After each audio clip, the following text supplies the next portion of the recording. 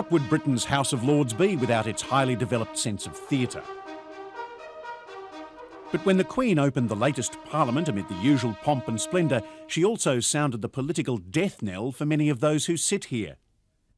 A bill will be introduced to remove the right of hereditary peers to sit and vote in the House of Lords. It will be the first stage in a process of reform to make the House of Lords more democratic and representative. The game's up for many of these noble lords. The House is in for its biggest upheaval since the days of Oliver Cromwell.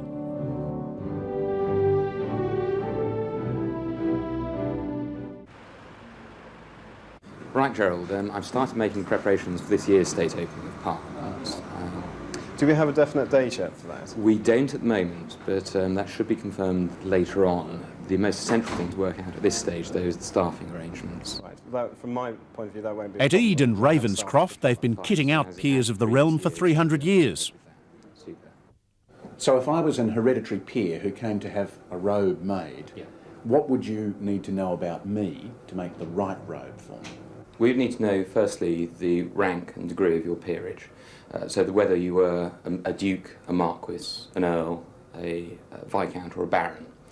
That would be the first piece of information we'd need to know. The reason being is that the robes for the various degrees of peerage are different. They all appear the same from a distance, but one thing is distinct about them, and that is the number of bars of gold and fur that you see on the robe. Now, four rows of this would be for a duke. 3, which you see here, is for an earl. And therefore, by knowing your rank, we would therefore know how many rows to put on the robe, and that would distinguish your rank of peerage.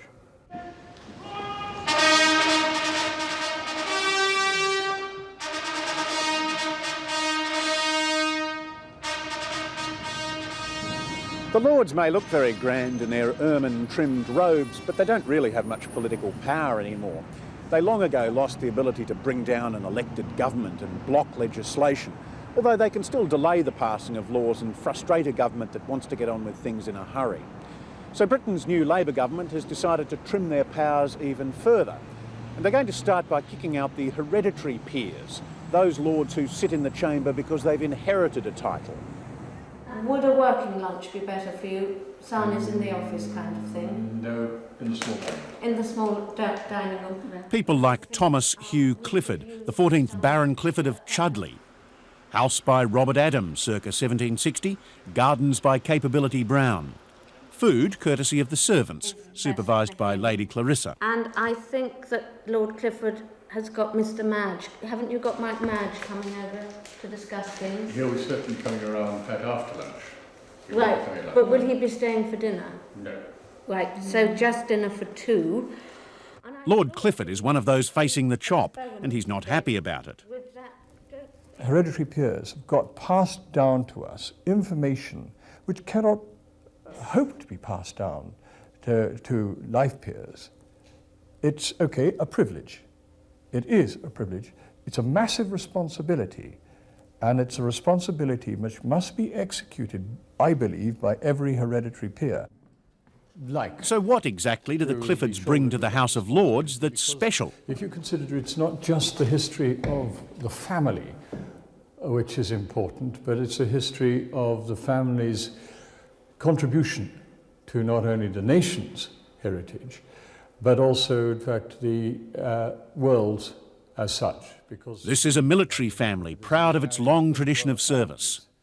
And here is a perfect example. My great-grandfather, who was Jackie Fisher, 1st Sea Lord, First World War, and you probably have heard the great cry about the dreadnought battleships.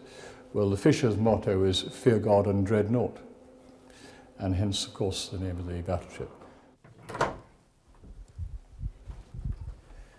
Now, the uniform room which we've just entered holds all of the tunics worn by ancestors of mine. As fighting men, the Cliffords were always willing to lend a hand. We go past the uniform of the 9th Lord Clifford, and he was a man who, when he went out with a friend of his to shoot elk, deer and the likes, buffalo, in the United States of America and Canada, bumped into a man called General Custer and took part in the Battle of Yellowstone River. That is Henry Hugh Clifford, who fought in the Crimean War, quite apart from Zulu War, China. And what thanks does the family get for centuries of sacrifice? In 6 months, Lord Clifford could be saying farewell to the House of Lords for good. Mind you, the Clifford's fighting pedigree doesn't allow surrender as an option. So you're disappointed that your son is not going to get to sit in the House of Lords as an hereditary peer? No, I'm disappointed at you, Chris, in fact, for saying that he's not going to. You don't think you've lost? I think it's a question of trying to present a very balanced argument. But what exactly is the argument for retaining hereditary peers in a modern democracy? Remember, we are not elected. Not elected. Therefore, we are not biased. We're not looking over our shoulders at the electorate to see if we're doing the right thing, saying the right thing. We are examining our conscience and thinking whether or not the legislation put forward by the other place is correctly drafted, fairly drafted, is practical, and is policeable. My lords, pray be seated. It's true that debates in the House of Lords are often less partisan than those in the Commons, but the Lords is still an intensely political body. And this Labour government is fed up with the Lords trying to throw their weight around. Madam Speaker, the Queen commands this honourable House to attend Her Majesty immediately in the House of Peers. Make way for Black Rod. Make way for Madam Speaker. Labour's determination to reshape the House of Lords owes as much to practical politics as it does to high ideals of democracy. Hereditary peers make up 2/3 of the House, and nearly half of them support Labour's political opponents, the Conservatives. Labour has a huge elected majority in the House of Commons. The hereditary peers give the Conservatives an inbuilt unelected majority in the House of Lords. Good afternoon, Lord Colwyn, Surgery. While all hereditary peers are by definition to the manor born, not all of them are born with a manor. Oh, sadly, there's no family fortune at all. My father died when he was 52 years old, so quite a young guy, and I'd actually just qualified, and so it was all a bit of a shock to have to change the name and everything.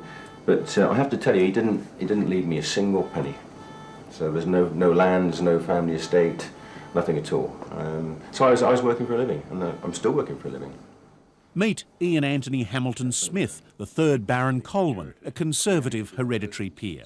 Well, it doesn't go back very far, but it was Lloyd George, and Lloyd George was a Liberal, and my grandfather was a Liberal, and he did make a lot of peers. I mean, he was one of the first people who actually allowed peers later on in his prime ministership to purchase their peerages. But I'm proud to say that our peerage wasn't purchased. The best defence on keeping hereditary peers in the House of Lords is it throws up a cross-section of all kinds of people. Here I am, I'm a dentist, we've got bus drivers, we've got guys who've been in the army, the navy, you've got representatives of medical professions, everything. It throws up a wide cross-section of the population. Lord Colwyn certainly does his best to live up to the man of many parts tag. Welcome to the Dorchester Hotel in London. And ladies and gentlemen, please put your hands together for the Lord Colwyn Band.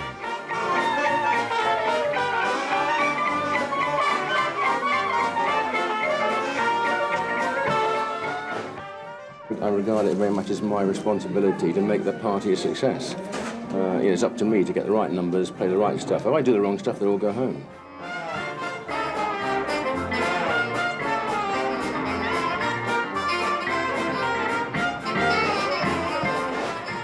Some people might say, what the hell is he doing on stage wearing a funny jacket, and maybe look down on it. But I like to think it shows a versatility, and that the British Parliament, the upper house, is actually a representation of all styles of life. I mean, that's the way I look at it anyhow. Of course, eccentricity has long been a hallmark of the aristocracy. Beneath the often leaky roofs of England's crumbling piles lurk some splendid examples. That wall over there with the opening, that was originally a solid wall. And when King Charles II was staying here, he said he couldn't see or hear the musicians in the minstrels' gallery at the other side of the hall. So by royal command, a hole was knocked in the wall, and so he could then see and hear the musicians. And then after that, it was all smartened up. Question. What would you do if you owned one of England's finest stately homes and 10,000 acres of the best agricultural land in the kingdom? Well, the 7th Marquess of Bath had already decided that, long before he assumed the title. He was an artist.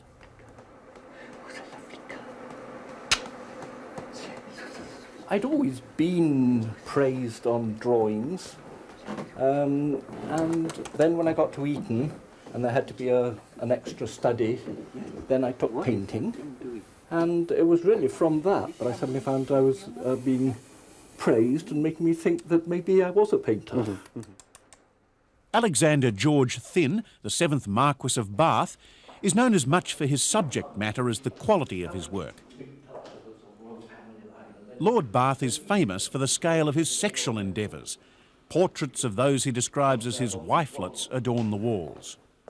In this one, the heads of loved ones, starting with my own severed head, and then if we call that Bluebeard, then it's Bluebeard's collection as you go up the stairs. And so these are the women in your life? Yes. Well, that's the idea, I suppose, is to get faces on the wall so that as I go to bed at night, you know, I have this sort of last conversation with all the way round until we reach number 68, which is as far as I've got in life. And every reason to believe that there'll be number 69. Unless I tumble down the stairs by mistake, yes, there will be a 69. Longleat House has been in the Thynne family for 450 years.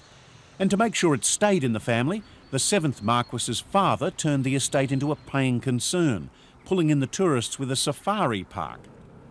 I think the giraffes are the most beautiful. The monkeys can be the most entertaining. The rhinos, I like that great obtrusive horn. But the ones that got chopped off, I've got in on the Kama Sutra bed, so that they look wonderfully phallic on the bed. But this hereditary peer, with more history to reflect on than most, will happily vote away his right to sit in the House of Lords. Or to have an idea that just from birth you have the right to govern doesn't feel democratic enough. But the Lords don't really govern, do they? If they would vote and decide whether a law is made or not made. So yes, they are governing. To have that as by right of birth, no, it's not within the meritocratic principles of the kind of life we're trying to bring in.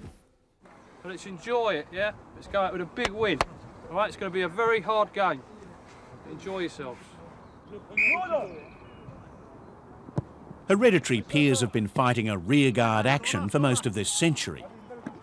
In my younger days when I was playing rugby, and they used to go out in the Welsh valleys playing for my team Cheltenham, and they used to put Lord Colwyn on the programme. I didn't want them to do it, and they did it, but I was immediately a target from these Welsh miners, and I spent half my time on a stretcher being carried off the field.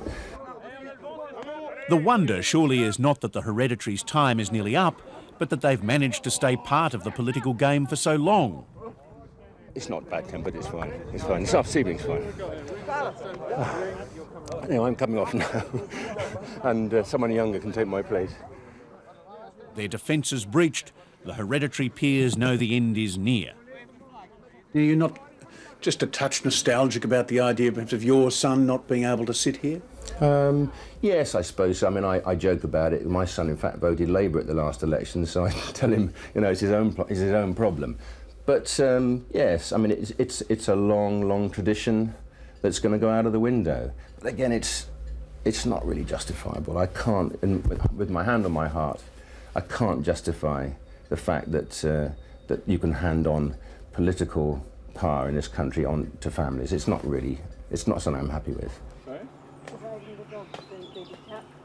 The British government hasn't decided what to put in place of the hereditaries. Probably a mixture of appointed and elected peers. The Cliffords will fight to the last man, of course. They've jumped into a motorboat, the government, They've started the engine and they've headed out to sea, and they don't know how much fuel they've got and what they're going to do, of course, when they run out of fuel. And it's a very shark-infested sea. Others take a more relaxed view. I've made particular speeches which I stand by.